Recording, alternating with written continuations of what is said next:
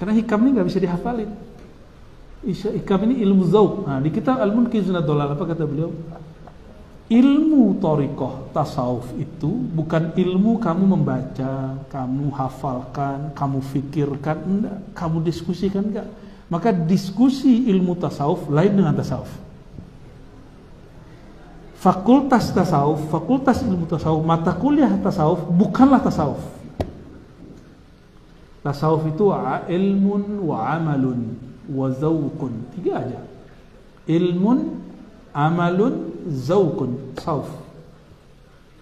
Engkau berilmu lalu mengamalkannya dan zauqnya. Ahli-ahli sufi itu kalau qalbunya sudah Allah bukakan hijab, sebagaimana terjadi dulu di zaman salafus saleh, para sahabat tabi'in menyaksikan malaikat, mereka akan mengalami. Kan katanya gitu, laukana khairul lasabaquna. Kalau itu baik pasti salafus saleh udah mengalaminya. Ya ini salafus saleh ngeliat malaikat, ente pernah ngeliat malaikatnya? Yusyahidul arwah, menyaksikan arwah-arwah yang udah meninggal enggak? Bahkan yasma'una aswatan, bisa dengar. Coba Imam Ghazali ngomong gitu di kitab Al-Munqidh Ad-Dhalal, kitab Ahlus Sunnah. Saya ngomong ini selama pandemi, disebut sesat saya sama orang. Nah sama aja dia menyesatkan Imam Ghazali kan. Idzal tazamal qalbu, ketika qalbu iltizam, baru dia multazam. Itu multazam makani. Multazam yang sebenarnya adalah yang disebut dalam hadis Tirmizi, innallaha la yujibu an qalbin ghafil. Allah tidak menerima dari qalbu yang lalai. Berarti iltizam itu apa? Qalbun zakir. Itu multazam makani. Ada multazam zamani, ada yang lain, zauqi. Maka bagi para aulia Allah Ta'ala, betul Lailatul Qadar yang akbar itu malam Ramadan, biasanya malam 27. Tapi bagi arif billah, kullu lailah Lailatul Qadar. Coba lihat orang awam, hanya sungguh-sungguh malam Lailatul Qadar. Kalau orang arif billah, kullu lailah yajtahid. Setiap malam dia sungguh-sungguh, nggak nunggu sekali setahun, kelamaan sekali setahun. Ujibu da'watad da'i idza da'ani, kan nggak disebut di mana-mana. Syaratnya cuma satu, idza da'ani, jika dia yang dia panggil aku. Berarti manggilnya pakai apa gitu. Nah, itulah kemudian ilmu yang Allah berikan ke dalam qalbu. Inilah yang dipertanyakan Imam Ghazali dalam kitab Kimia Us-Sa'adah. Ketika kamu menyebut kamu, aku, itu siapa? Kan bukan tubuh yang ini, bukan juga akal yang kata kita cerdas itu, tapi diri yang dulu pernah bermusyahadah kepada Allah dan mengatakan qalu bala syahidna. Diri itu yang menjawab, diri itu yang berhadap kepada Allah kembali. Kenapa? Kullu mawjud, ada namanya, ada isim dan musammanya. Setiap yang wujud ada isim musammanya. Itu kaidah yang ada dalam kitab Al-Asma' wa Sifat karya Abdul Qahir Al-Baghdadi, Imam Ahlus Sunnah Asy'ariyah, generasi keempat setelah Imam Asy'ari.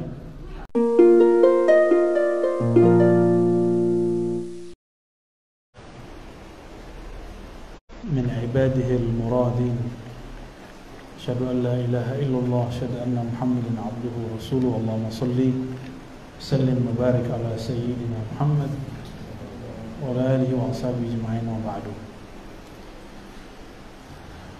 Asyukru lillah, kita panjatkan syukur kepada Allah SWT. Alhamdulillah malam ini masih bisa menyentuh kitab ya. Saya kalau kajian gak tentang kitab gak mau biasanya, sesekali aja, paling event-event maulid. Itu pun kalau ada kitab dibaca oleh yang sholawatan, kita ambil kitab di sini, kita syarah. Karena kalau nanti kita pakai dari dalam kolbu, takutnya kemana-mana, takut dibilang halu ya. Jadi saya untuk menghindari mabuk dalam zauknya kolbu itu, saya buka kitab. Ada beberapa kiai yang ngerokok, Itu cara dia untuk nggak mabuk, untuk nggak saker. Lain dengan malamatiyah. Kalau orang malamatiyah bukan sufi ya. Kalau malamatiyah ini menzohirkan yang bikin orang inkar. Lain-lain cara mereka untuk menetralkan dirinya. Baik, yang saya hormati Buya Hariri Yahya, mata Allahu fi hayati, dan semua para asatis. Enggak semua punya kitabnya. Download. Tapi ngaji hikam ini syaratnya satu, nggak boleh buka WA, nggak boleh terima telepon. Jadi download sekarang. Habis itu saya kasih waktu 3 menit lah ya. Silakan di download. Habis itu close. Ya.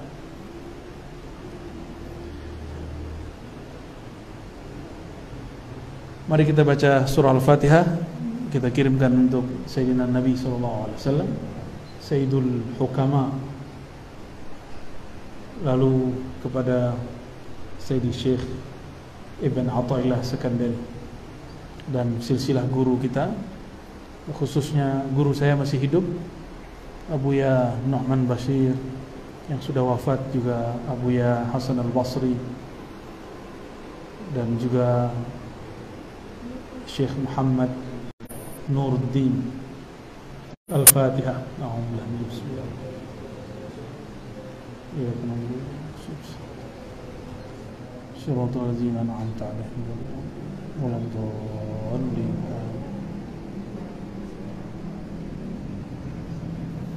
Kitab ini yang kuning ini ada 3 kitab di sini malah. Ada Hasyiah Imam Syarqawi, salah satu Syekhul Azhar. Kemudian yang di tengahnya Ibnu Ayyad atau Ibnu Abbad. Ada beberapa orang menyebutnya Ibnu Abbad atau Ibnu Ayyad. Barangkali lebih tepatnya Ibnu Abbad. Sedangkan matanya ditulis oleh Sayyidi Syekh Ibn Athaillah As-Sakandari. Yu'til hikmata man yasha wa man yu'tal hikmata faqad utiya khairan katsira. Kalimat yu'til hikmata man yasha ini menunjukkan bahwa ilmu hikam adalah ilmul wahbi, bukan wahabi. Ilmul wahbi. Apa arti wahbi? Pemberian. Semua ilmu itu pemberian. Hatta kalau saya baca, saya faham, itu diberi. Tapi ada asbabnya, qiraah. Ada yang dia riyadhah dulu, lalu dapat warid. Dia berwirid, dapat warid. Nah, ilmu wahbi itu mencakup semua, tapi lebih mutlak, bahwa ini langsung dari Allah Subhanahu wa ta'ala. Nah, Imam Al-Ghazali menyebutkan istilah ini, bahwa ada ilmu wahbi, ada ilmu dengan istilah lain, sabab dan lain-lain sebagainya ya. Saya berguru, dengar guru syekh berkalam, lalu saya faham. Nah, berarti ini talaqi min syuyukh, bersanad. Gurunya disebut dengan babul futuh, bab yang membukakan qalb. Tapi kalau ilmu wahbi ini turunnya ke dalam qalbu, langsung masuk ke dalam qalbu. Siapa yang memberi? Allah yang menamakan dirinya Al-Wahhab, yang maha memberi. Maka pemberian itu lain dengan orang-orang awam. Orang awam yang disebut pemberian itu fulus, duit, rumah, kendaraan, sehat. Maka coba lihat orang-orang kalau doa, hatta dia berangkat ke Mekah, yang diminta kaya, yang diminta cuma sehat. Kan eman. Tuhan di sana di sini kan sama. Allah di Mekah sama Allah di Padang Panjang sama nggak? Sama. Terus kenapa dia kalau mau minta kaya harus ke Mekah? Sini aja. Kesana itu tawajuhnya yang harus dikuatkan, kolbunya menghadap kepada Rabbil Ka'bah, yang memuliakan Ka'bah itu yang harus dikencengin. Tapi inilah, bahkan ya keawaman ini diawetkan oleh sebagian ulama, bukan ulama ya, sebagian dai. Dai itu pinginnya umat itu awam terus. Ini menyedihkan. Menyedihkan. Depan di antara pintu Ka'bah dan Hajar Aswad, itu multazam. Minta semua hajatmu. Emang kalau kita nggak minta di situ, kenapa? Dan sudah banyak kawan saya minta di situ nggak ada yang mustajab. Kenapa? Multazam itu idzal tazamal qalbu, ketika qalbu iltizam, baru dia multazam. Itu multazam makani. Multazam yang sebenarnya adalah yang disebut dalam hadis Tirmizi, innallaha la yujibu an qalbin ghafil. Allah tidak menerima dari kolbu yang lalai. Berarti iltizam itu apa? Qalbun zakir. Itu multazam makani. Ada multazam zamani, ada makani, yaitu makan dan tempat, waktu. Ada yang lain, dzauqi. Maka bagi para aulia Allah Ta'ala, betul Lailatul Qadar yang akbar itu malam Ramadan, biasanya malam 27. Tapi bagi arif billah, kullu lailah Lailatul Qadar. Coba lihat orang awam, hanya sungguh-sungguh malam Lailatul Qadar. Kalau orang arif billah, kullu lailah yajtahid. Setiap malam dia sungguh-sungguh, nggak nunggu sekali setahun, kelamaan sekali setahun. Ujibu da'watad da'i idza da'ani, kan enggak disebut di mana-mana. Syaratnya cuma satu, idza da'ani, jika dia yang dia panggil aku. Berarti manggilnya pakai apa gitu. Nah, itulah kemudian ilmu yang Allah berikan ke dalam qalbu. Inilah yang dipertanyakan Imam Ghazali dalam kitab Kimya'us Sa'adah. Ketika kamu menyebut kamu, aku, itu siapa? Kan bukan tubuh yang ini, bukan juga akal yang kata kita cerdas itu, tapi diri yang dulu pernah bermusyahadah kepada Allah dan mengatakan qalu bala syahidna. Diri itu yang menjawab, diri itu yang berhadap kepada Allah kembali. Nah, itu yang mau kita kuatkan. Maka teman-teman, walaupun tadi sudah baca Fatihah, ini Fatihah berikut lagi. Semoga Allah membuka qalbu kita masing-masing, ya.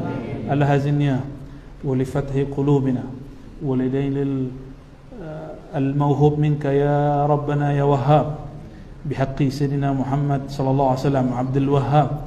Al-Fatiha. Bismillah.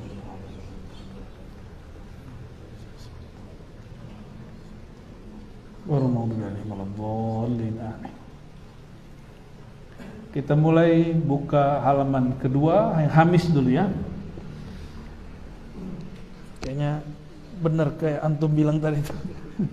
Sini yang kosong bawahnya. Yang Hamis berkata Imam Asy-Syarqawi, Alhamdulillahirabbil alamin wa sallallahu ala sayyidina Muhammad wa ala alihi wa sahbihi wa sallim. Amma ba'du, fayaqulu al-murtaji غفر المساوي غفر المساوي من عبد الله ابن حجازي الخلوتي المشهور الشرقاوي, dikenal dengan nama Abdullah bin Hijazi Asy-Syarqawi. Beliau masyhur dengan hasyiah fiqh, tapi ternyata juga nulis hasyiah hikam. Wal ajab annahu Syekhul Azhar. Dia adalah syekhnya Al-Azhar di zamannya, dan dia menyebut dirinya Khalwati. Berarti dia mursyid tariqat Khalwatiyah. Ma ra'yukum? Azhari idza raja' ila Sumatra al-Gharbiyah ماذا يفعل؟ يظهر بأهل السنة كأزهري أو يظهر بغير أهل السنة أو يستحي من منهج الأزهر ويسب مشايخ الأزهر. Itu yang terjadi hari ini. Saya sebut nama satu Syekh Azhar, Dicaci maki sama orang yang ngaku tamat Azhar. Itu fakta hari ini. Pulang dari sana, nyampe di sini, caci maki syekh-syekh thariqat, ahli bid'ah. Nggak ada suluk-suluk sama Rasulullah. Nggak ada tuh thariqat Syatria, nggak ada. Belum dia ke Al-Azhar, ulama-ulama Al-Azhar sudah berthariqah khalwatiyah. Ulama-ulama kita sudah ngambil thariqat khalwati. Ayahanda Buya Hamka, Syekh Abdul Karim, ngambil thariqat khalwatiyah dari ayahnya Syekh Amrullah. Mursyid dia, mursyid thariqah khalwatiyah. Beliau dari siapa ngambil? Dari Said Ahmad Zaini Dahlan, Syekh Amrullah itu. Gimana? Bid'ah ya? Jadi kita mempertanyakan keazharian orang yang pulang Al-Azhar lalu menentang mazhab, menentang thariqah sufi, apalagi ngecengin hikam ya. Yang kita tahu Al-Azhar itu ahlu sunnah, mereka bermazhab, akidahnya Asy'ariyah Maturidiyah, dan mereka menerima tasawuf. Itu yang kita tahu. Maka kalau ada Azhari pulang dan tidak seperti itu, kita mesti bertanya nih. Ya mohon maaf kalau antum ada yang Azhari ya, tersinggung boleh ya. Silakan tafadhol ya. Nanti kita bisa ngobrol dan ngopi bareng.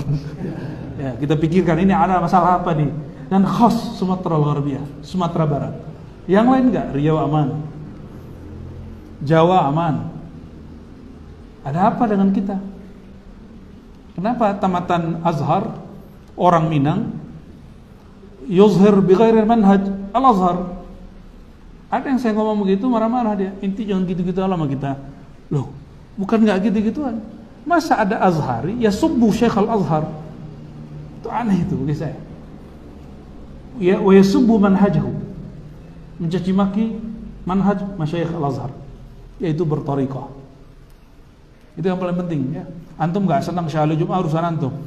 Tapi manhaj Ahlus Sunnah, akidah Ahlus Sunnah Asy'ariyah Maturidiyah, bermazhab fikih, terus bertasawuf. Udah titik. Tasawufnya tasawuf manhaj Imam Ghazali.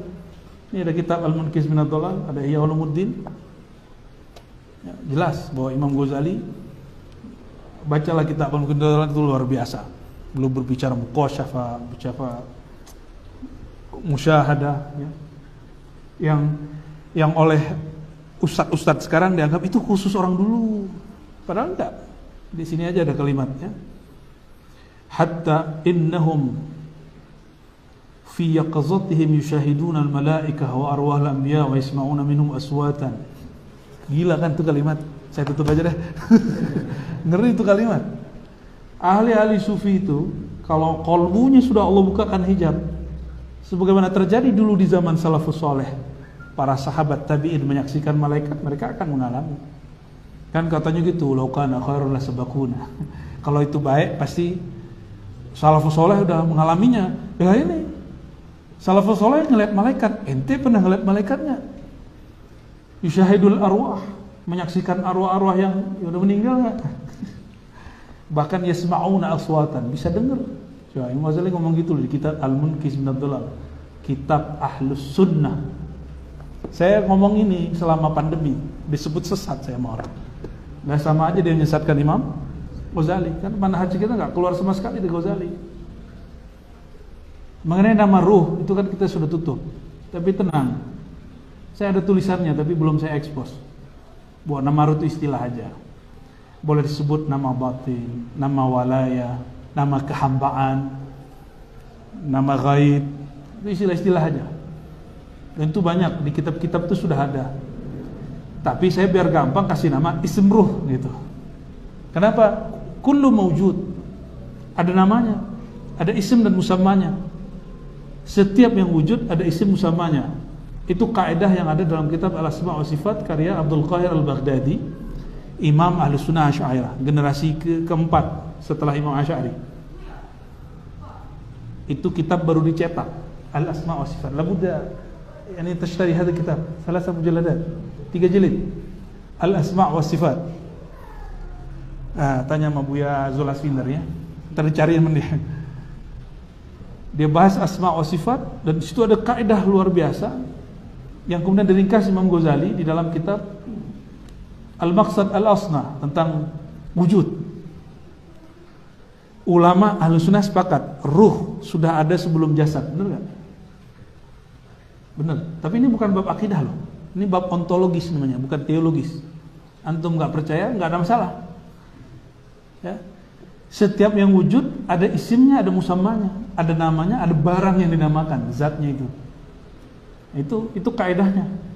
Dan ulama sepakat bahwa ruh sudah ada sebelum jasad. Benar ya? Itu sepakat semua ulama. Bukan jasad dulu baru ruh. Kalau ruh yang ngasih nama siapa? Ya. Kalau ruh, wallahu alam, siapa yang ngasih nama? Ya gitu. Ya pastinya Abul Arwah lah. Nah, tapi kajian itu sudah saya tutup. Tapi orang kalau bertanya secara ilmiah, ada teksnya, ada dalilnya, ada penafsirannya. Kalau ada orang tidak sepakat, silakan buat tulisan sendiri, nggak ada masalah. Jadi itu sudah masuk ke ranah ilmiah. Ya. Ada orang dulu nggak sepakat dengan kitab Ghunyah, saya sebut itu sumber nama ruh, nggak apa-apa. Itu kan penafsiran dia. Saya punya penafsiran sendiri. Siapa yang mengatakan pendapat dia lebih benar dari saya atau pendapat saya lebih salah dari dia? Kan nggak ada. Kan nggak ada jaminan. Nah, biasakan berbeda ketika kita bab kajian ilmiah. Jangan kemudian memaksakan orang harus sama kayak kita. Ya, kita sudah biasa beda sama orang. Ya, beda bab ini, bab itu. Hatta dalam bab teologis, bab kalam itu ada perbedaan. Dan nggak muskilah. Kenapa kemudian dalam bab ini dan itu kemudian orang nggak bisa terima? Kayaknya kita terlalu naif ketika mengatakan kita ini mengemban ilmu ya. Nah, maka teman-teman, kitab ini ditulis oleh Imam Syarqawi, wa kana min syuyukhil Azhar wa kana mursyidan fi tariqah al-khalwatiyah. Gimana menurut antum? Ya. Dia tamatan Azhar, dia syuyukhul Azhar dan mursyid tariqah khalwatiyah. Itu baru satu tariqah, dia juga mursyid Syaziliyah. Cuma nggak masyhur, makanya dia bisa syarah Al-Hikam. Dan masyrabnya hampir ngena. Jadi orang kalau tidak bertorikoh mensyarah Hikam, hambar aja bawaannya. Karena Hikam ini nggak bisa dihafalin. Hikam ini ilmu zauq. Nah, di kitab Al-Munqidh Dolal apa kata beliau? Ilmu torikoh tasawuf itu bukan ilmu kamu membaca, kamu hafalkan, kamu fikirkan, enggak, kamu diskusikan, enggak. Maka diskusi ilmu tasawuf lain dengan tasawuf. Fakultas tasawuf, fakultas ilmu tasawuf, mata kuliah tasawuf bukanlah tasawuf. Tasawuf itu ilmun wa amalun wa zauqun. 3 aja. Ilmun, amalun, zauqun, sauf. Engkau berilmu lalu mengamalkannya dan zauqnya. Ilmu, ada nggak ilmu itu sendiri tiba-tiba datang ke kepala gitu? Nggak mungkin kan? Ilmu ambil terus masuk ke kepala, bisa gitu nggak? Nggak kan? Ada nggak buah yang menghasilkan ilmu? Kan nggak bisa kita makan terus langsung kita berilmu. Kan nggak ada. Terus gimana? Ilmu itu ada pada orang alim. Maka syartu akhzil ilm, syarat mengambil ilmu mesti min suduril alim, dari dada orang alim. Gak bisa kitab ini dia berilmu gak? Kitab gak ada ilmunya. Kitab itu hanya nukil teks. Ilmu itu di orang yang menjelaskannya. Maka kalau kita tidur sama kitab 7 hari 7 malam juga nggak ada yang nempel kalau kita nggak dengerin dari ulama. Ya. Antum baca sendiri, itu namanya mau mikirkan isi kitab. Tapi kalau kita talaki dari syuyukh, baru di situ ada naqlul ilm, ya, naqlul ilm. Nah, ilmu tasawuf seperti ilmu hadis mesti ada syekhnya. Ahli hadis nggak punya syekh gimana? Kata Imam Suyuti, naqlan an masyayikh, la yu'khazul ilm an suhufi. Tidak boleh ambil ilmu dari suhufi, orang yang ngambil dari lembaran-lembaran. Walal Qur'an an mushafi. Tidak boleh ngambil Quran dari orang yang langsung baca mushaf. Kita tambahin, wala tasawuf an apa? An qari'il kutub. Enggak boleh ngambil tasawuf dari orang yang baca kitab dan mudda'i wa yuksurul kalam. Ilmu tasawuf bukan ilmu cuma ngomong-ngomong doang. Dia ada riyadhahnya, ada amalnya. Saya dulu mencoba menghafalkan al-hikam dan putus asa. Lalu kita ambil satu thariqah, kita amalkan dengan bimbingan masyayikh. Setiap hari itu seakan-akan hikam itu ada di depan saya. Hari ini makna ini turun, hari ini itu misalnya pagi apa, ntar ada sholat subuh apa, ntar waktu duha apa lagi, begitu aja deh. Udah kayak ngaji. Padahal kita cuma zikir doang, nyebut nama Allah, Allah. Ada juga nggak begitu? Ya. Ada orang yang dikasih kayak kasyaf nur. Ada yang nggak? Dia susah tidur, selama dia zikir dia gampang tidur. Itu anugerah juga tuh. Lumayan nih kan.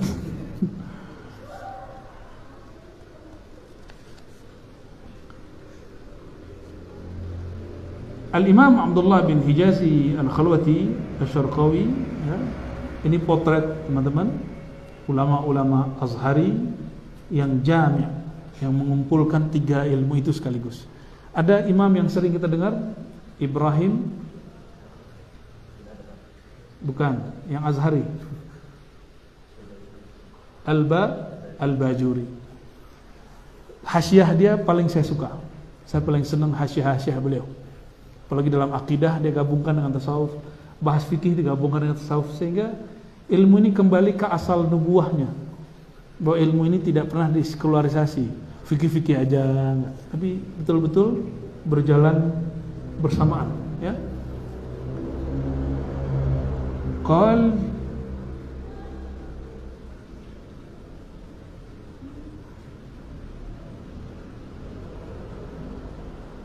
Kata beliau, hadhihi taqyidat latifah ala hikamil arif billah Sayyidi Ahmad ibn Athaillah qaddasallahu sirrahu. Ini adalah beberapa taqyidat, boleh kita sebut juga semacam ta'liqat atau syarah kecil terhadap hikam Imam Al-Arif Billah Ibn Athaillah Iskandari. Al-Arif Billah itu enggak sembarang orang. Al-Arif Billah itu orang yang sudah sampai musyahadah. Anta abudallah ka'annaka tarah, baru boleh digelari Al-Arif Billah. Oh, dia ngajar hikam, belum tentu dia Arif Billah. Ya, mungkin namanya Arif karena anaknya Arif. Anaknya Buya. Al-Arif Billah Sayyidi Ahmad ibn Athaillah Iskandari. Beliau ini dari keluarga yang tadinya anti tasawuf, lalu kemudian bertasawuf. Padahal dia Maliki, dia Asy'ari. Nah, ini menjadi pelajaran juga buat kita bahwa tidaklah mesti kita berharap orang-orang yang sudah berakidah Ahlussunnah, bermazhab fikih, lalu menerima tasawuf yang kita ajarkan. Belum tentu. Mesti akan terjadi seperti yang terjadi pada keluarga Ibn Athaillah Iskandari. Kakek dia itu sudah mengkafirkan Abul Abbas Al-Mursi, murid dari Imam Syazili. Sering dengar Syazili? Abul Hasan Syazili, ya, yang nulis Hizib Bahar. Beliau punya murid, khalifah beliau yang utama namanya Abul Abbas Al-Mursi. Abul Abbas Al-Mursi, beliau umurnya panjang. Dikafirkan oleh kakek Ibn Athaillah belum lahir. Dilaporkan oleh para masyayikh. Apa jawabannya? Diam, as-sukut. Diam aja. Tiba-tiba anaknya kakeknya ini, jadi ayahnya Ibn Athaillah, kemudian menikah, lalu punya anak. Anaknya tiba-tiba kemudian setelah lama jadi mazhab Maliki, Asy'ari, sudah remaja, penasaran. Kata orang, kakekku mengkafirkan Al-Mursi. Aku ingin nyamar dia, masuk ke majelis. Sebelum dia datang, Al-Mursi ngabarkan, akan datang seseorang yang dulu kakeknya mencaci maki saya. Kalau dia datang, tolong antarkan ke zawiyahku. Itu. Benar datang, nyamar ketahuan, dibawain. Diajaklah ngobrol segala macam. Dia lihatlah amalan orang di zawiyah. Zawiyah itu surau tariqah. Apa yang dia katakan? Kok gak ada ya bid'ah yang dikatakan kakekku? Kok gak ada kekufuran yang dituduhkan oleh kakekku? Gak ada. Mereka ahlu sunnah, mereka asy'ariyah, dan mereka bersama maliki. Di sana mereka maliki. Artinya apa? Kadang-kadang ini orang-orang ini sesama asu aja, memang saling serang menyerang. Maka antum jangan heran nanti orang-orang seperti Buya Dr. Aldomi, mungkin Buya juga nanti bakal diserang. Kalau ngaji tasawuf, siapa yang nyerang? Sesama ahlu sunnah. Siap-siap aja, ya. Kan saya udah ngalamin, ya. Ntar paling antum yang ngalamin next. Kalau saya ngalamin lagi ya udah tahu rasanya kan. Paling begitu rasanya. Paling orangnya itu lagi ya kan. Sama aja. Imam Nu'ta'ilah ini potret. Ketika dia melihat begitu, malah dia kemudian tertarik dengan Al-Mursi. Apa kata Al-Mursi? Saya akan kader kamu bermufti dalam dua mazhab. Mazhab zahir dan batin, mazhab maliki dan thariqah sufi. Dan berhasil. Itu berhasil. Al-Mursi ini sezaman dengan Busiri, pengarang Burdah, sezaman dengan Imam Ibn Al-Abban, sezaman semua. Tapi Ibn Al-Abban ngambil ilmu dari dia. Ahli hadis tapi cenderung kepada tasawuf. Nah, Ibn Athaillah Sekandari ka'anmudhaj, ya, seperti potret lah untuk kita semua, bahwa tidaklah mesti kita akan mendapati orang-orang yang mengaku Ahlussunnah menerima bab ini. Karena tidak semua orang Ahlussunnah itu memahami manhaj Imam Ghazali. Gak usah, ini kitab tebal apa tipis? Tipis, tapi mereka gak mau baca. Al-Munkis minad Dhalal, baca, beresin baca kitab ini, antum gak akan tolak pembahasan tentang tasawuf, gak akan tolak. Dahsyat ini kitab. Ini kitab yang banyak merubah cara berpikir saya. Nah, sudah ada terjemahannya, silakan dilihat. Kalau susah bahasa Arabnya cari terjemahannya. Al-Munkiz minad Dhalal. Baru baca Ihya Ulumuddin, jangan langsung ke Ulumuddin. Pincang ntar kakinya. Ya. Apalagi langsung ke Hikam, ya. Langsung ke Hikam. Terlalu cepat. Tapi ya sudahlah, ini saya yang wakililah baca Al-Munkiz minad Dhalalnya. Intinya sederhana, Imam Ghazali mencari kebenaran lewat ilmu saintis, ilmu eksak, ilmu fisika segala macam, mencari ilmu melalui fikih, usul fiqh, ahli kalam. Sebelum ke tasawuf dia belajar falsafah. Falsafah itu apa aja? Kedokteran dia pelajari, hisab dia pelajari. Jadi kalau hari ini banyak anak-anak hijrah tapi jurusannya kedokteran, anti filsafat. Itu jahilun murakkabun alfa marrah. Udah jahil, murokabnya 1000 kali. Lo kenapa? Kedokteran itu far'un minal falsafah. Ilmu hisab itu far'un minal falsafah. Ilmu fisika itu far'un, cabang semua. Ilmu mantik, logika. Lucunya ada pengacara anti filsafat. Lo dia nggak tahu ilmu pengacara dia itu, advokat itu salah satu ilmu mantik yang menjadi gramatikal orang membaca falsafah. Gramatikal kita baca kitab apa? Nahu, sorof. Gramatikal baca falsafah, mantik. Gramatikal membaca tasawuf, nggak bisa dia apa-apain. Antum harus belajar ilmu tasawuf, sebelumnya harus menguasai fikih dan akidah dengan baik. Dan saya sebelum mempelajari tasawuf yang rumit-rumit itu, alhamdulillah 15 tahun ngaji hadis, 7 tahun mengajarkan kitab ilmu kalam, ilmu aqidah Ahlussunnah di UIN sebelum saya pindah ke IIKI. Jangan hitung, saya mendalaminya. Itu 7 tahun ngajar doang, ngajar kitab, semua fasal pakai kitab. Mulai dari Patan Fiqhul Akbar sampai semua mu'alafat yang matbu' dalam mazhab Imam Syafi'i, Imam Asy'ari. Kita kaji, alhamdulillah. Abdul Qadir Al-Baghdadi. Insyaallah senjatanya cukup lah. Ya, kalau salah-salah dikit ya maklum lah. Tapi insya Allah ada orang nyamar jadi sufi, saya tahu, insya Allah nyamar jadi kalam, bisa dicek. Sebagaimana ada orang nyamar pura-pura tidak sufi, insya Allah bisa ketahuan. Jadi ilmu ini harus punya basic memang. Dan kita bersyukur kepada Allah Subhanahu wa taala. Allah menakdirkan bisa ketemu masyayikh yang kemudian membekali sebelum baca ini, ya, ketemu ahli hadis, ketemu ahli akidah dan sebagainya. Kalau kemudian ada perbedaan, itu biasa. Emang guru sama murid sama semua, kan harus beda.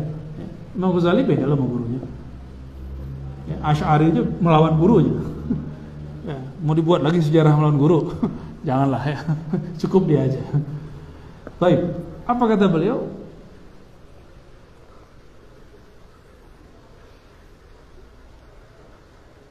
Wa qasduhu biha fil ghalib khitabul muridin as-sadiqin. Maksud hikam ini adalah untuk mengkhitab para murid, untuk berbicara menasihati para murid yang shadiq. Berarti murid itu ada dua, murid kadzib, murid shadiq. Murid kadzib itu yang memperlakukan gurunya sesuai hawa nafsu dia, konsep dia. Kalau murid shadiq, guru itu ya Allah guru. Kita gak boleh kemudian mengatakan, ini pernah kejadian nih, ada seorang murid gak mau lagi berguru sama gurunya, cuma karena gurunya gak salaman sama dia. Ini kalau dia guru saya, pasti dia salaman sama saya. Ya. Ada lagi yang nguji-nguji keramat. Kalau dia bisa tebak nih, ya, isi hati saya, berarti dia guru saya. Itu murid-murid nggak akan shadiq, nggak akan nyampe. Emang gitu cara kita mau berguru? Emang sahabat Abu Bakar begitu? Itu Arab Badui begitu. Arab-Arab yang tidak terdidik ketika datang ke Nabi, begitu caranya ke Nabi Sallallahu Alaihi Wasallam. Tapi itu Nabi loh. Kita bukan menghadapi Nabi Sallallahu Alaihi Wasallam. Nah, ini murid shadiqin, murid yang memperlakukan gurunya manusia. Bukan dewa, bukan malaikat yang masuk, bukan juga nabi. Jadi karena guru bukan nabi, paling tinggi dia wali. Wali bisa berdosa nggak? Kalau nabi berdosa nggak? Enggak. Jadi kalau antum mengatakan masa mursyid maksiat, lah mursyid kan bukan nabi. Wali nggak mungkin salah. Kalau kelirunya untuk kebenaran. Maka Nabi kalau kelirunya jadi bab tasyri'. Nabi sholat subuh di 3 rakaat supaya ada nanti syariat sujud sahwi. Kalau wali kan enggak. Wali kan bukan pembawa risalah. Maka dia bisa salah. Jadi nanti antum kalau berguru ke siapapun, dia salah, jangan berhenti berguru kepada dia. Baca kitab, dia salah baca kitab nih, jangan berhenti. Dia mentarbiyah suluk, tarbiyah ruhayah, kemudian nggak sempurna, jangan kemudian meninggalkan dia. Nah itu syaratul usul. Karena ujian murid itu ketika dia tidak menjadikan gurunya sesuai konsep dia, tapi biarkan guru dengan konsep dirinya, gitu ya.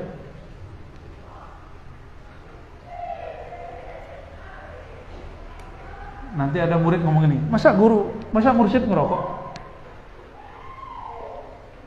Dalam konsep dia, guru itu enggak ngerokok. Jadi ngerokok itu membatalkan keguruan.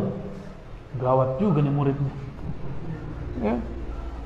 Emang ada kaidah begitu? Kan enggak ada. Kalau kita ngerokok, cukup saya enggak ngerokok, tapi saya enggak marah ngerokok. Itu cukup lebih aman. Ya. Nah, kadang-kadang kita sering memperlakukan guru dengan ideal yang sebenarnya itu enggak ideal. Itu menyiksa diri, ya. Wa taraqqihim, nah, dan untuk mengangkat mereka ke maqamil irfan, ke maqam kema'rifatan. Irfan itu ilmu yang tadi ada di dalam ilmu wahbi itu. Jadi apa yang ada dalam ilmu wahbi disebut irfan, ilmu ma'rifatullah. Fayanbaghi lana an naqtasira ala bayani maqsudihi bihasabil imkan. Maka kami seyogyanya akan mengikhtisar kitab ini semampunya. Karena syarah hikam ini banyak sekali. Terakhir yang mensyarah itu Syekh Al-Buti, karena beliau ini seorang usuli, usul fiqh dan juga usul kalam. Maka kental sekali ilmu kalamnya. Sangat kental ilmu kalam beliau. Wah, orang agam nih datang sama pasaman ya. Kita baca yang pertama. Bismillahirrahmanirrahim. Min alamatil i'timadi 'ala al-'amal nuqsanur raja inda wujudiz zalal. Temu. Ya, sama-sama kita baca. Min alamatil i'timadi 'ala al-'amal nuqsanur raja inda wujudiz zalal. Oke, tutup lagi. Min alamat, di antara tanda-tanda orang-orang yang tidak bergantung kepada Allah tapi bergantung kepada nafsiyahnya, dirinya. Apa itu? Nuqsanur raja. Di situ disebutkan amalnya. Amaliyah itu kan amal nafsiyah. Berkurangnya harap kepada rahmat Allah ketika terjadi zalal, kesalahan-kesalahan atau maksiat. Saya mau tanya, Tuhan saat taat dengan Tuhan yang mengampuni dalam maksiat sama enggak? Kesempatannya orang taat mesti diterima enggak? Beneran? Orang taat pasti diterima enggak? Sama. Orang tobat juga belum tentu ditolak. Orang maksiat belum tentu juga dibuang.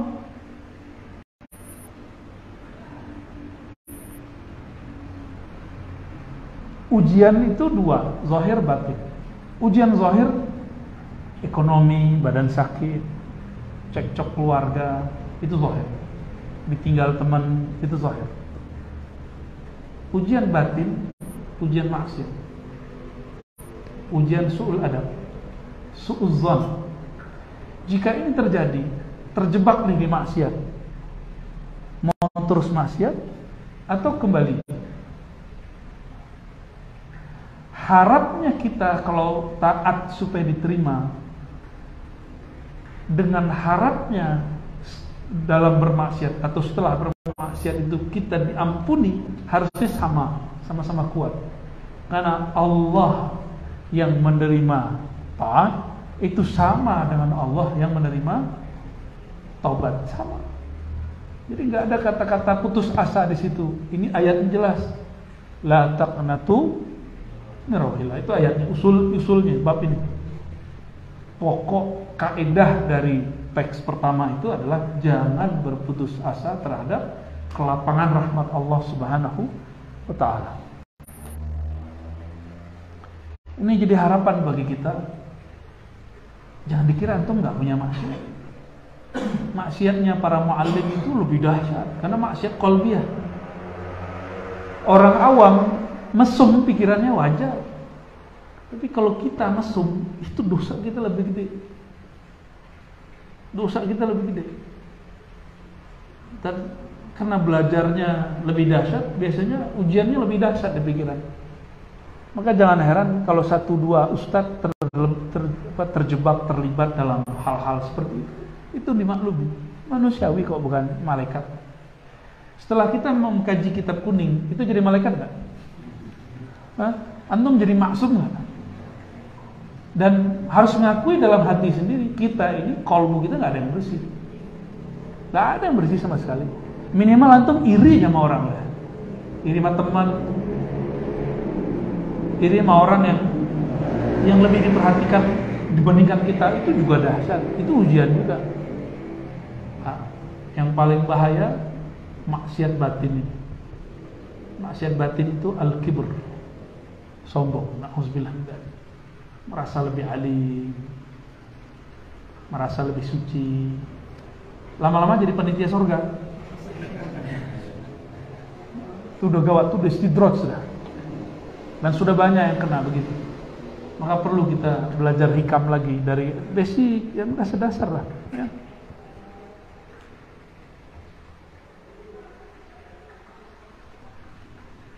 Ini pertanyaan berikut, sama dengan tadi. Tuhan di sini sama di Mekah sama? Oke. Antum sholat malam tadi, doa pagi-pagi, yakin ya? Yakin mustajab ya? Mantap. Kalau malam tadi, malam besok nggak tahajud, itu doanya mantap nggak? Gimana? Kurang ya? Kurang ya? Berarti kita menganggap Tuhan kita berlain. Kalau kita sholat, kita punya Tuhan lain dengan Tuhan, itu maksudnya. Karena harap kita sudah berlain. Berarti kita sedang menggantungkan harap kepada Allah itu dengan amal jawari. Maka rahmatullah yang kita harapkan bukan ke sifatnya, tapi ke sifat kita. Berarti ta'alluq kita bergantung itu bukan dengan rahmat Allah yang rahmat itu min sifatihi, tapi kita bergantung kepada nasyatul ibadah. Kita rajin ibadah apa enggak? Semoga connect ya. Selamat Poniang.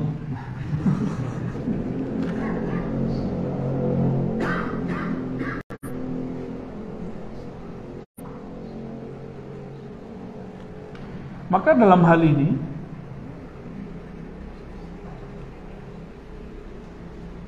orang-orang yang tulus itu ada 3 jenis, 3 tingkatan. Ada ketulusan ahli ibadah, abidin. Abidin ini ketulusannya kalau dapat pahala, dapat ini sedekah 1 dapat 10. Itu namanya apa? Abidin. Sama kayak karyawan. Kerja kalau lembur mesti dapat tambahan. Kalau nggak dapat tambahan, ngomel dari belakang. Nah, ini namanya ikhlas abidin. Ya, bukan Pak Abidin ya. Ikhlas transaksional. Jadi dia bertransaksi kepada Allah. Dianggap ibadah dia itu sesuatu yang dengan ibadah itu dia bisa membeli sesuatu dari Allah Subhanahu wa taala. Nah, ini bahayanya. Cuma ini untuk level awam sudah hebat. Dia sudah ahli ibadah. Namun sayangnya mereka ini akan merasa sudah sangat soleh dengan ibadah-ibadah yang sudah ada. Rajin umroh, rajin sedekah, rajin sholat tahajud.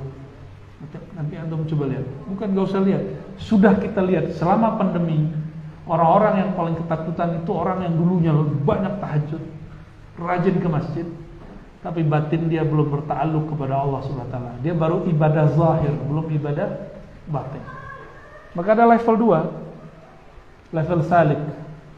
Salik ini udah gak minta balasan materi. Jadi thariqatnya Yusuf Mansur udah dilewati. Yang pertama itu thariqat Ustaz Yusuf Mansur tuh. Makanya banyak yang nuntut beliau sekarang kan. Sian juga tuh orang-orang tuh. Maksudnya Ustaz Yusuf Mansur ini biar orang gampang sedekah. Cuma kesalahan orang tuh berharap dari dia balasannya. Itu kesalahannya menurut pandangan saya. Wallahu alam, semoga ini tidak tepat semua. Orang-orang berharapnya ke dia gitu. Seharusnya jangan berharap ke dia, kan cuma bacaan ayat. Sedekah 1 dapat 10, bisa 700, bisa tak terhingga. Itu kan makom. 10 itu abid, 700 itu salik, tak terhingga itu arif billah. Quran itu. Ya. Dan itu satu paket kan ayatnya. Masalu kalimatin kahabbatin anbatat sab'a sanabila. Kalau yang tadi kalimah thayyibah. Oke. Kalau salik yang diharapkan apa? Kesaktian, buka mata batin. Nah, ini ujian orang bertorikoh, ujian wiridan, ingin baca-baca isi hati orang. Nah, itu gimana? Ya, 1 aja belum beres gitu ya. Ini level 2 nih banyak di kalangan orang pengamal tarekat zikir. Karena pengamal tarekat belum tentu jadi sufi, dia baru salik. Ujian mereka lagi zikir tersingkap, Nah, ciri-ciri penyingkapan syaitania, penyingkapan itu bahasa Arabnya mukasyafah. Kasyaf syaitani, ciri-ciri satu aja. Kashful aurat, membuka aib orang. Merem nih zikir, wah makomnya nggak tinggi, itu dah. Itu ciri-ciri setan tuh. Ciri-cirinya satu aja, membuat kita merendahkan orang, ya. Kemudian suuzon kepada orang. Nah itu semua isinya kashful aurat, membuka aib. Padahal yang benar kashful ghaib. Kashful ghaib boleh, tapi kashful aurat nggak boleh. Nah, gimana kashful ghaib bisa terbuka sedangkan kita sendiri masih terhambat oleh aib-aib orang? Tambah titik satu lah, ya, dari kashful aib kepada kashful ghaib. Ya. Baik. Maka para salik ini bertingkat-tingkat. Yang paling tinggi dia mencari sakinah. Dia zikir cari ketenangan. Zikir cari sa'adah, bahagia. Jika dia zikir mencari bahagia, wirid cari bahagia, bertorikoh cari bahagia, hijrah cari bahagia, dia sudah masuk level salik paling tinggi. Tapi kalau masih pengen sakti, pengen kebal, pengen bisa jalan di atas air, itu norak semua tuh. Level lah itu. Burung tiap hari terbang nggak sakti, ya kan? Apalagi as-samak, al-hut, ikan dalam air tiap hari nggak mati-mati. Kalau cuma 2 jam 3 jam di air terus nggak mati-mati biasa. Ikan mah dari lahir sampai mati deh. Jadi ini ujiannya para salik. Nah, ketika dia berzikir, ketika dia sedekah, baik abid atau yang salih, udah sedekah nih lewat Ustadz A, nggak wujud. Yang 10 itu atau yang 700 itu muncullah syak. Ngamuk-ngamuklah kepada Ustadz Yusuf Mansur, ngamuklah ke Buya kita nih misalnya, ngamuklah ke siapa. Terjadi nggak? Terjadi hari ini.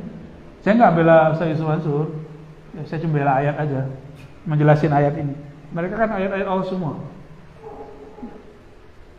Dan juga nggak mau nyalahin orang-orang yang sedekah itu. Ini kita mau menterbiah, mau naik kelas nggak? Atau mau terus-terusan begitu? Mau terus-terusan sedekah berharap 10. Kalau itu nggak usah jadi mukmin. Orang mukmin, orang kafir, kalau dia memberi sesuatu pasti dapat 10. Benefitnya itu dari Allah sudah, pencipta alam semesta. Nggak mesti mukmin nanti. Kan disebutkan hasanah. Setiap hasanah bi'asyri amsalihah, enggak diwajibkan di situ syarat mukmin. Tapi kalau yang mukmin mesti dia, nah yang 700 itu minimal mukmin dulu. Apalagi yang mukhlis arif yang tidak terhingga.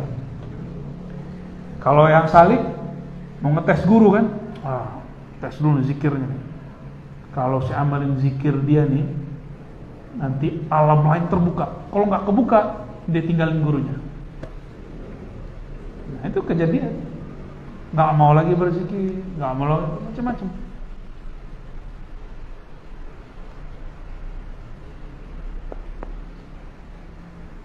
Berarti dia beragama ala-ala dia.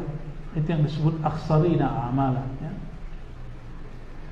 Yang ketiga itu tingkatan tertinggi arif, menyembah Allah karena Allah layak disembah. Muji seseorang karena ingin ditraktir dengan muji seorang karena dia layak dipuji, beda nggak? Antum nih dipuji, ente keren banget, ya? Gimana? Biar dibayarin makannya. Jadi nanti kalau orang tuh muji lagi, kita bilang, ente mau dibayarin apa lagi nih? Ya, banyak loh orang memuji Allah karena ada mau. Puasa karena ada mau, tahajud karena ada mau, wiridan karena ada hajat. Kalau nggak ada hajat nggak wiridan. Kalau dia sudah wiridan, hajat nggak wujud juga yang disalahin Tuhan.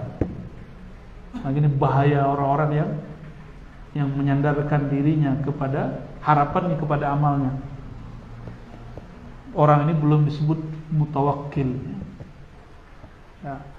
Kalau yang ketiga itu memuji Allah karena Allah layak dipuji, bukan karena dia menantang Allah, bukan karena Allah memberikan dia kesaktian. Menyembah Allah bukan karena ingin masuk surga, tapi karena yang punya surga diharapkan ada ridho darinya. Ada ridho dari yang punya surga. Kalau yang punya surga ada ridho, pasti masuk kan? Ya, suka-suka antum. Orang kalau udah senang, ini anggap rumah sendiri, ya kan? Itu kalau udah senang. Kalau nggak senang, kamu siapa? Dari mana? Mencari siapa? Begitu. Tapi kalau sudah ridho, anggap rumah sendiri, ya. Cuci piring sendiri. Itu ilmunya Pak Letkol itu ya. Baik.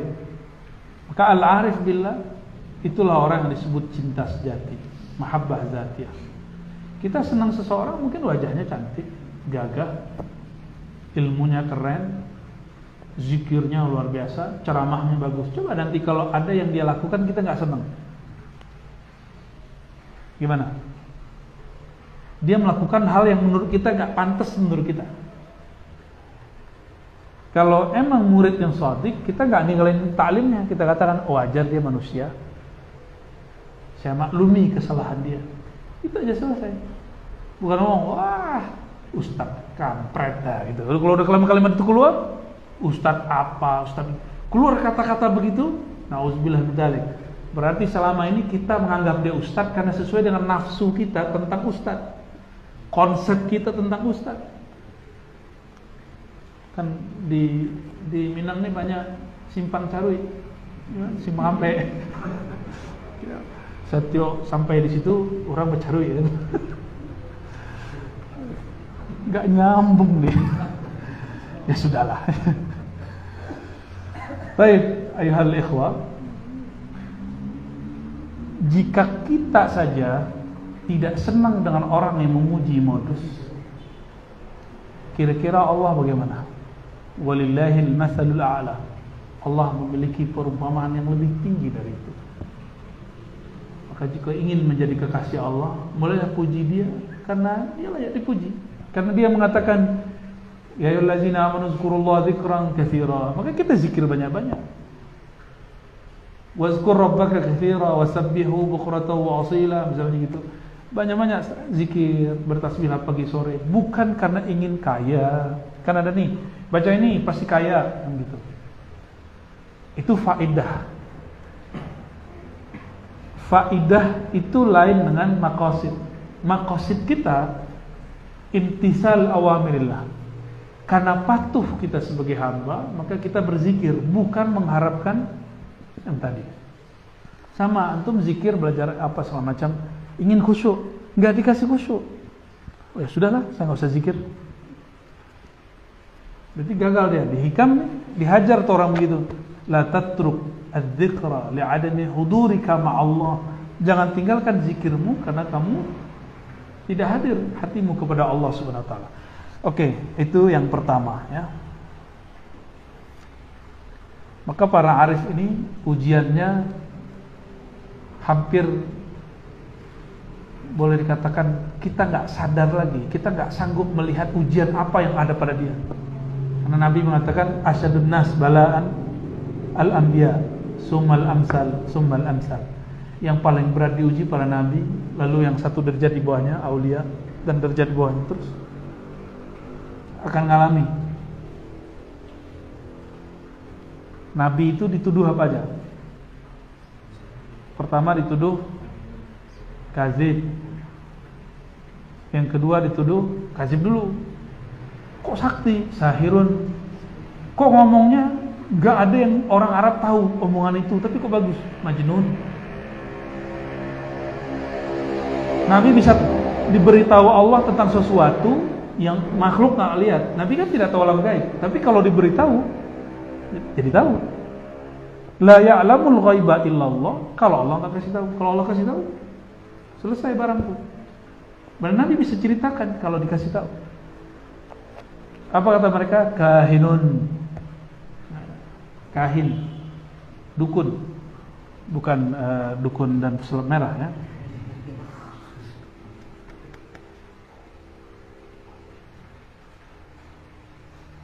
Apa maksudnya ini, ikhwah sekalian? Beramal, sholat hari-hari yang kita lakukan, baca Ratibul Haddad. Ini saya senang sekali. Tadi Buya Aldomi terharulah mendengarkan santri-santri baca Ratibul Haddad. Karena dulu Ma'had ini sempat dituduh macam-macam lah ya. Padahal dari dulu saya dengar sudah biasa Ratibul Haddad. Dulunya. Habis itu sempat hilang, sekarang hidup lagi. Karena kiainya alhamdulillah aswajat tuelen. Alhamdulillah ya. Ratibul Haddad itu kalau di Periaman disebut doa tolak bala. Orang nggak tahu Ratibul Haddad namanya. Belakangan baru ngerti kalau itu Ratibul Haddad. Baca terus. Karena negeri kita ini mara bahaya luar biasa, baik zahir batin, bencana alam kita nggak tahu, apalagi bencana akhlak. Semoga dengan wirid-wirid ini Allah jaga. Ya. Sebenarnya Allah menjaga bukan karena wirid, tapi wirid itu untuk mencari perhatian Allah. Kita zikir, kita sholat, pengajian begini hanya sekedar ingin mencari perhatian Allah. Karena sekali Allah memperhatikan kita, Allah itu Maha Qadim, selama-lamanya Allah memperhatikan kita. Ya.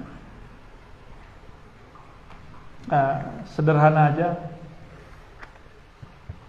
harus mulai dari yang tadi Ubad, Abidin, naik Arsalik, harus naik ke Arsh.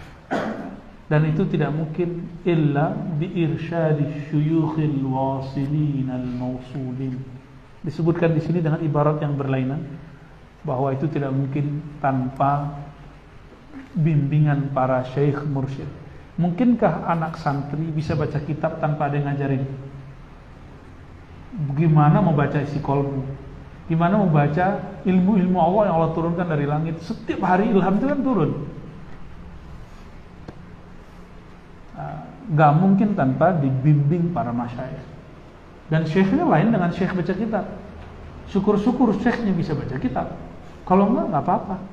Kan Nabi Muhammad disebut An-Nabiyul Ummi. Maka mursyid tariqah la yalzam annahu yaqra al-kutub al-arabiyyah. Gak mesti dia bisa baca kitab. Yang penting dia dapat izin dari syekhnya. Itu kita lihat dari Sidi Syekh Ali Al-Khawas, guru dari Imam Sya'rani. Ya. Wah, kita sampai jam berapa nih? Khalas ya? Itu baru satu tuh. Ya. Barangkali itu, ikhwah sekalian, tabarukan, ngambil hikam. Ya. Semoga hikmah ini bisa menampar-nampar diri saya dan kita semua, meluruskan nafsiah kita yang bengkok kepada nafsiah yang tunduk mutmainnah. Amin ya rabbal alamin. Kita doakan semua para masyayikh, para asatis dan santri, muassis, keluarga ma'had dan siapapun yang punya andil di tempat ini, Allah berkahi hidupnya, Allah berikan ma'rifah al-irfan. Amin ya rabbal alamin. Al-Fatihah. Bismillahirrahmanirrahim. Ya kan ya Rasulullah. Warahmatullahi wabarakatuh. Amin. Wa sallallahu ala sayyidina Muhammad. Walhamdulillah wassalatu wassalamu ala sayyidina Rasulullah. Assalamualaikum warahmatullahi wabarakatuh. Enggak ada tanya jawab kan?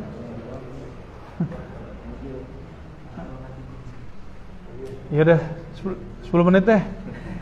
Ya, 10 menit tanya jawab kalau gitu. Oh, 15 menit ya? Ya, langsung kalau mau tanya jawab to the point. Fadhal, ada yang mau nanya? Mumpung belum 10. Fadhal. Ketika tiba-tiba rasa sombong itu sering terjadi dari kita kan sering pikir tiba-tiba melihat orang tuh seperti tadi ya. Nah, itu metode kita buat menghilangkan itu bagaimana? Ada manhaj Al-Ghazali sebelum datang ke mursyid, ya. Jadi kalau mursyid nggak ada, kawan yang nasihatin nggak ada, yang ketiga musuh. Kita ingat-ingat kritik musuh kita tentang kita apa. Maka salah satu yang mesti disyukuri manusia, dia punya musuh yang membicarakan aib dia. Wa min ni'amillahi 'alal 'abdi ay yaj'al lahu a'da yakshifuna auratahu wa uyubah. Itu nikmat sekali. Karena kadang guru pun gak enakan membuka aib kita. Yang buka aib siapa nanti? Musuh. Tapi walaupun gak semua yang dikalamkan mereka benar, Tapi karena kita lihat yang iya, ini benar, yang ini bukan. Nanti kita ukur-ukur. Jadi kritik-kritik orang itu nikmati aja. Kita ingat-ingat kata-kata kalau belum punya mursyid, belum punya kawan yang shadiq yang bisa mengingatkan. Kalau Imam Syarani kan punya saudara yang shadiqnya, namanya Akhi Afdaluddin, dia nyebutnya Afdaluddin. Itu yang ingetin Imam Syarani kalau apa. Maka kemudian dia sebut Afdaluddin sebagai gurunya, walaupun tadi temannya. Jadi guru itu nggak hanya mesti guru yang mengirsyad, yang membimbing, bisa juga guru yang hajar kita habis-habis. Karena guru yang begitu aslinya adanya di Malamatiyah dan Majzub. Karena kita nggak bisa menemui Majzub dan nggak bijak mendapatkan orang Malamatiyah, maka Allah kirimlah para pembenci. Saya mau tanya, orang yang muji kita, orang yang caci maki, itu biiznillah nggak? Orang yang muji dan caci maki itu dengan izin Allah nggak? Jadi kalau Allah nggak izin, nggak mungkin dia muji.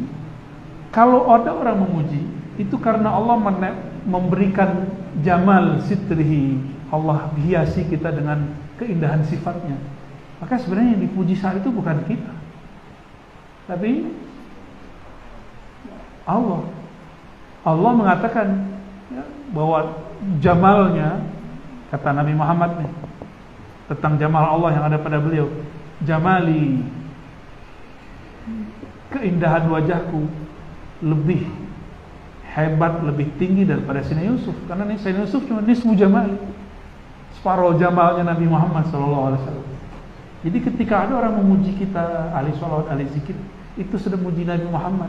Muji Muhammad, muji Allah Subhanahu Wa Taala. Karena beliau yang Muhammad, yang terpuji, yang dipuji. Tapi kalau punya mursyid, wah enak, tinggal diistighfarin.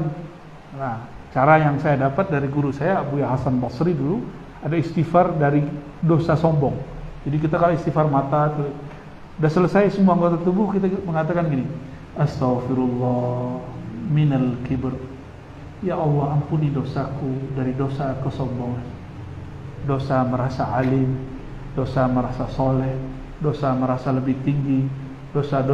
Saya merasa begini, itu bisa merasa lagi loh. Jadi dalam merasa itu bisa ada hijab lagi. Betul-betul misteri luar biasa dosa itu. Karena banyak orang awam mengira dengan sholat aja dia udah suci. Padahal dengan merasa sholat itu dia sudah tercela di sisi Allah SWT. Merasa sholat nggak boleh, sholat diperintahkan, merasanya nggak boleh. Kan fawailul musallin, celaka bagi orang yang merasa sholat, itu terjemahan saya. Ya, apalagi antum ahli baca kitab, berat tuh ujiannya. Dan diujinya apalagi kalau jadi makmum. Dengar khotib itu masalah baca ayat, girangnya nafsiyah kita. Rasain loh, soal adab mah aneh kan. Naik ke atas nggak izin dulu sama kita, ya nggak salam dulu. Ada perasaan begitu. Seneng aja ada orang salah, berarti ada sesuatu di sini. Nah, nanti kalau hati udah mulai beres ya, nafsiyah udah mulai beres, ada khotib salah baca, kita doain dia lulus. Kita doain dia Allah benarkan, Allah luruskan. Atau kita doain, ya Allah, si khotib itu salah barusan, tolong tutup dia dengan keindahanmu sehingga orang nggak sadar kalau dia salah. Udah bisa begitu belum? Saya juga lagi belajar begitu kok. Jangan dikira saya udah bisa begitu semua, enggak. Kadang-kadang nafsiyah kita muncul. Kan kita nahnu basyar, bisa aja terjadi itu.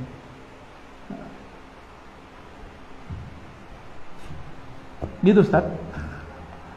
Jadi ada istighfar dosa batin. Itu yang harus diinin dan dikalamkan oleh Sayyidatuna Rabi'atul Adawiyah, astaghfirullah fi istighfar. Itu maknanya. Aku memohon ampun kepada Allah dari istighfarku yang tidak sempurna, atau dari merasa sudah beristighfar. Itu Sayyidatuna Rabi'ah, kemudian dijadikan sebagai istighfar dalam thariqat Suhrawardiyah, ditulis dalam kitab Ariful Ma'arif oleh Abu Hafaz Suhrawardi, Imam Ahlus Sunnah Muhaddis Syafi'i Asy'ari. Beliau wali kutub di zamannya yang diangkat itu oleh Syekh Abdul Qadir Jilani. Syekh Abdul Qadir Jilani menyaksikan dia sebagai seorang kutub. Khair, ada lagi? Ya, khutbah. Itu dulu nih, yang ada jenggotnya nih. Tariq Aziz. Nama antum luar biasa. Ana amshi ala tariq ya akhi. Fadal, silakan Ustaz Tariq.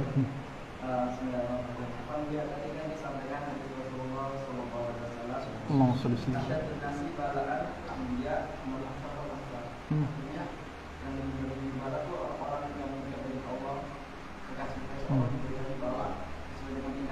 Iya. Takut. Aduh. Di Amsal nih. Oke. Terus di hadis lain juga disampaikan bahwa kata Allah tidak ahabba abdan dari Jibril innallaha yuhibbu fulana fa'ahibah. Dan begitu seterusnya sehingga pada akhirnya orang tersebut dicintai di dalam bumi. Maunya yang begitu ya? Kan dua hadis kan. Mungkin secara sekilas pemahamannya itu kok berkenaan di Baik. Itu muskilahnya bukan pada dalilnya, tapi pada memahami teksnya.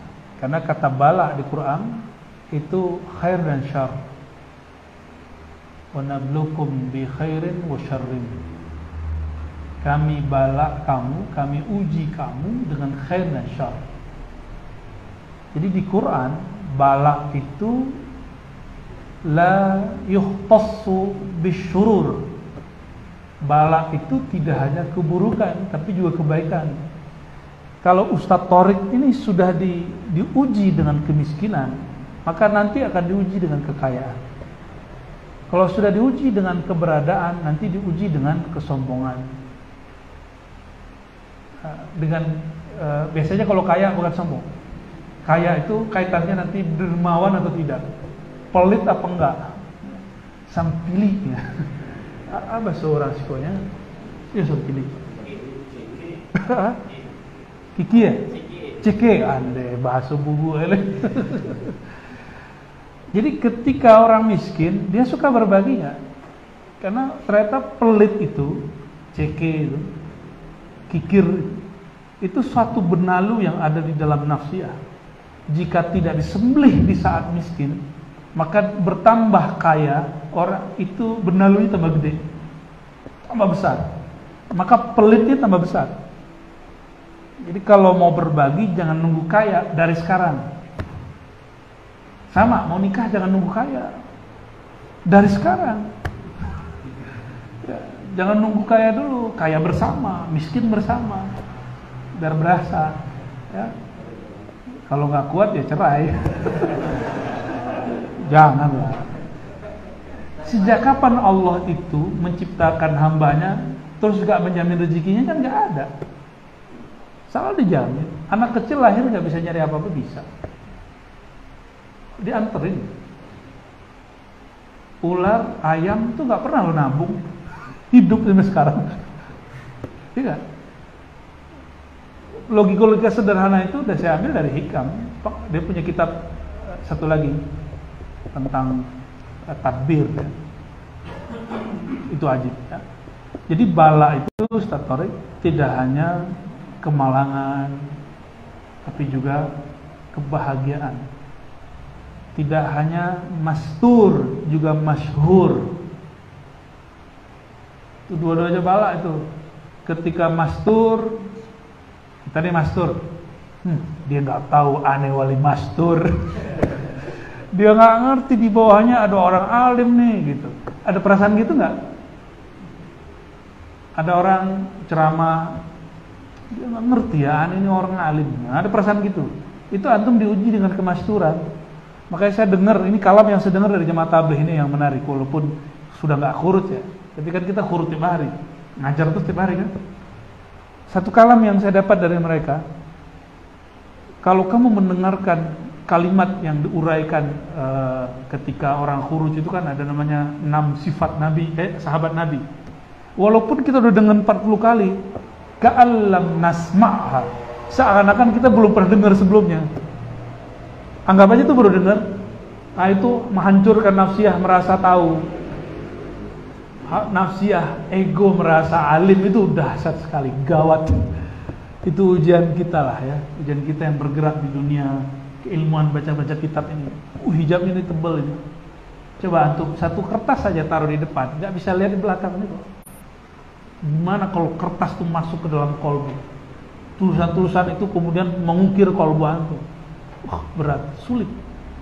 Harus dibakar. Itulah simbolnya. Sidi Syekh Ali Al-Khawas mengatakan kepada Sya'rani, kamu mau menjadi jalan sufi? Ahrik mu'allafatak. Karya-karyamu, kertas-kertas yang kamu banggakan itu bakar. Setiap kali dia membakar, terbuka lembaran hijab di kolbunya, kebuka. Dia jadi sadar. Ciri-ciri mukasyafah sahihah, orang kasyaf, dia melihat aibnya, bukan melihat aib orang lain. Ya, maka saya minta ampun kepada Allah kalau pernah membaca atau terbaca aib-aib orang. Minta ampun. Maka mukasyafah pun harus diistighfarkan. Jadi bala antum sekarang apa nih? Kejombloan. Sudah nikah? Oh, berarti sudah ya. Berarti nanti ujiannya adalah nafkah.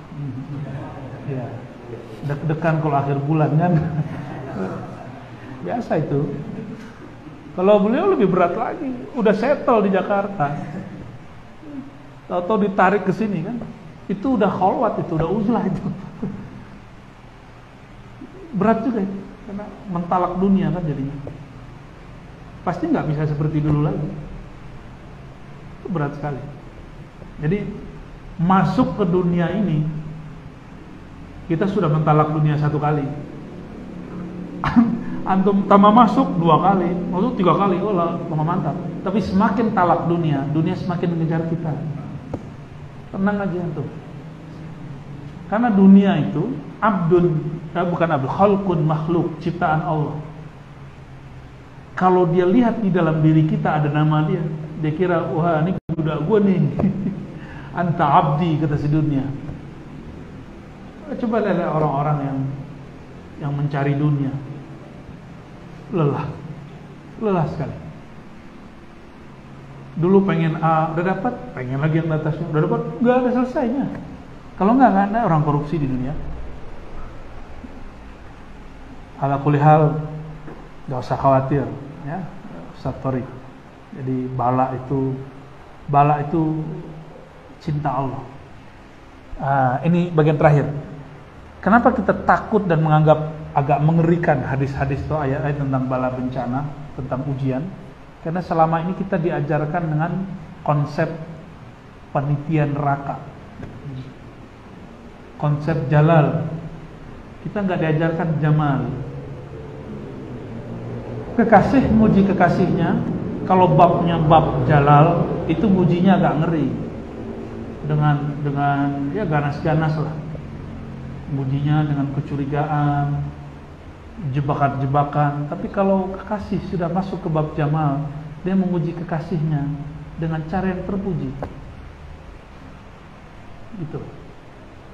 Nabi itu pernah nggak ngeluh ketika diuji? Nggak ada. Hatta beliau dilempar pakai tai, dianggap itu pupuk. Ya kan? Coba Nabi Nuh. Kapalnya dikein, dipipisin segala macam. 900-an tahun berdakwah, gak dapat murid kecuali cuma beberapa orang. Hilang juga kesebarannya. Sampai beliau berprasangka kepada Allah, ya Allah, jika mereka engkau hidupkan, mereka pasti melahirkan anak-anak yang kafir. Lain dengan logika Nabi Muhammad SAW.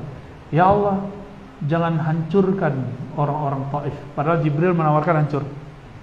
Antum coba lihat, rahmahnya Nabi lebih tinggi dari rahmahnya Jibril.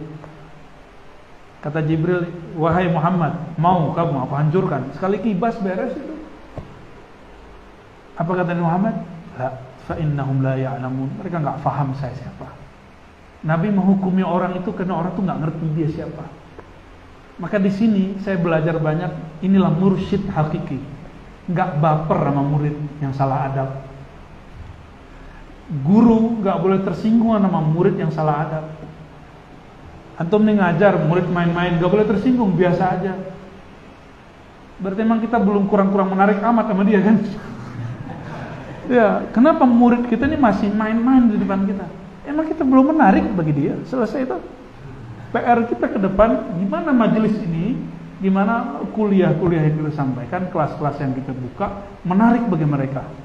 Jangan kemudian menggubrak-gubrak meja, melempar-lempar kayak guru-guru lama kan begitu ya. Alhamdulillah yang kena bukan saya yang depan. Tapi kasihan juga kena depan. Itu bab jalal semua. Jadi kita ini dibesarkan dengan ketakutan. Salah pakai rotan. Jarang yang pakai bab jamal. Nah, ujian jamal itu luar biasa. Bentuk ujiannya sama, tapi kacamatanya lain. Dicubit sama istri. Nah, Ustaz Torik udah ngerti, yang jomblo belum ngerti. Dicubit sama istri, begini nggak istrinya? Ya Pak? Diveluk istrinya ya nggak? Bener nggak? Ya, emang begitu. Berarti kita dicubit, disenggol sama kekasih, bukan sesuatu yang menyakitkan. Nah, disebutkan di hikam, liyukhaffifa anka alamul bala, supaya ujian itu terasa indah bagimu. Hendaklah kau kenali siapakah al-mubli, al-mubtali. Siapa yang sedang uji kamu? Sama istri nyubit kita nggak marah. Anak kita kadang ngelempar barang loh. Kalau baru-baru bisa ngelempar, kena mata, sakitnya bukan main. Kadang dia kukunya panjang gini mata. Emang balas? Emang begitu sama anak kan enggak. Bab jamal, mahabbah, kasih sayang. Ini harus ditumbuhkan. Itulah gunanya bertasawuf. Kalau antum cuma belajar ilmu kalam, ilmu akidah, ilmu fikih, babnya bab jalal. Amal nih dapat pahala ini, enggak neraka. Itu cukup untuk nakut-nakutin anak-anak. Tapi kalau orang sudah dewasa enggak cukup. Semakin dilarang semakin jadi-jadi kan. Coba, semua yang dilarang di Quran dikerjain umat kan. Apapun yang dilarang di Quran itu ada aja pelakunya. Karena semakin dilarang semakin jadi. Lain kalau bab jamal. Gitu. Jadi dari hikam inilah saya belajar bahwa ujian itu tidak menakutkan dan tidak bertentangan dengan tadi. Ada hadis Ibnu Majah atau siapa? Innallaha idza habba qauman ibtalahu. Allah kalau cinta seseorang hamba, maka Allah uji mereka. Uji nafsiyahnya, uji ruhiyahnya, uji qalbiyahnya. Diuji semua. Dan seseorang enggak akan jadi kekasih Allah. Nah, ini saya dikirimin sama Buya Zul Asim. Seseorang enggak akan menjadi kekasih Allah, kira-kira gitu bahasa bebasnya. Sampai dia dibenci oleh temannya sendiri, dikhianati oleh orang yang tadi bersama sama dia, ditinggalkan oleh murid-muridnya, caci maki sama musuhnya. Nah itu kalau antum udah ngalamin gitu, bisa bertahan dan menganggap itu semua jalal dan jamal Allah. Jika ada yang memuji jamalullah, ada yang mencaci jalalullah. La haula wala quwata illa billah. Maka la haula jamal wala quwata jalal. Bisa begitu dimasukinnya para ulama cara memahaminya. Gitu Ustaz, sudah lewat. Barangkali cukup. Besok lagi. Besok subuh ada lagi. Besok kajian apa ini?